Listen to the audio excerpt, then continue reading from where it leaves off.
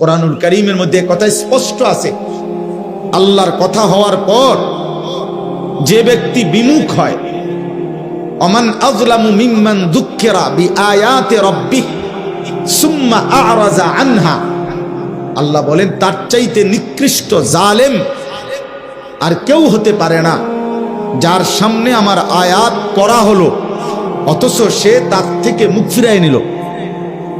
বিমুখ, আল্লাহ বলেন সে বড় জালেম। ইন্না মিনাল মুজরিমিনা মুনতাকিমুন, আল্লাহ বলছে এমন জালেম থেকে আমি আল্লাহ নিজে প্রতিশোধ নেব। কোরআন শরীফের আয়াত, ওর থেকে আমি প্রতিশোধ নেব, এটা আল্লাহর ওয়াদা। এটা ভয়ানক ব্যাপার।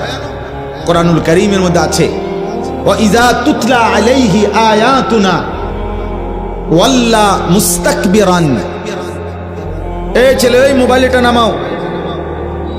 কাআল্লাম ইয়াসমাআহা কাআন্না ফি উযুনাইহি ওয়াকরা, সূরা লুকমানের আয়াত। আল্লাহ বলেন আমার নাফরমান বান্দা এমন, আমার কোরআন যখন তার সামনে পড়া হয় ওয়াল্লা মুস্তাকবিরান, সে অহংকার করে মুখ ফিরিয়ে নেয়, অহংকার করে। কাআল্লাম ইয়াসমাআহা, এমন একটা ভাব নেয় যেন সে শুনে নাই।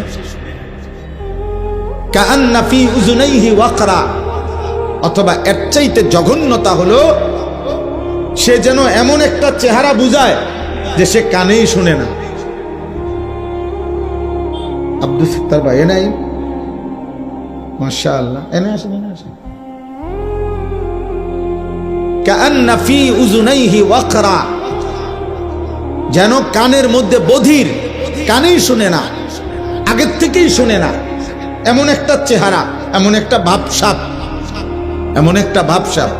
শুনেন মিয়া, আল্লাহ বলেন এমন অহংকারী, আমার কোরআন থেকে যে বিমুখ হয়, আমার কথার থেকে যে প্রত্যাখ্যান করে, ফাবাশশিরহু বিআযাবিন আলীম, হে নবী আপনি এই নাফরমানকে অত্যন্ত মর্মান্তিক, পীড়াদায়ক, যন্ত্রণাদায়ক আযাবের সুসংবাদ দেন।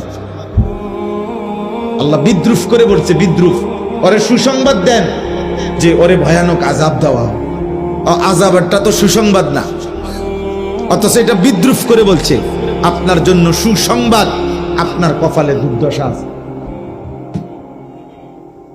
আপনার জন্য সুসংবাদ, আপনার কপালে রবের আযাব আছে। এই জন্য প্রিয় ভাই,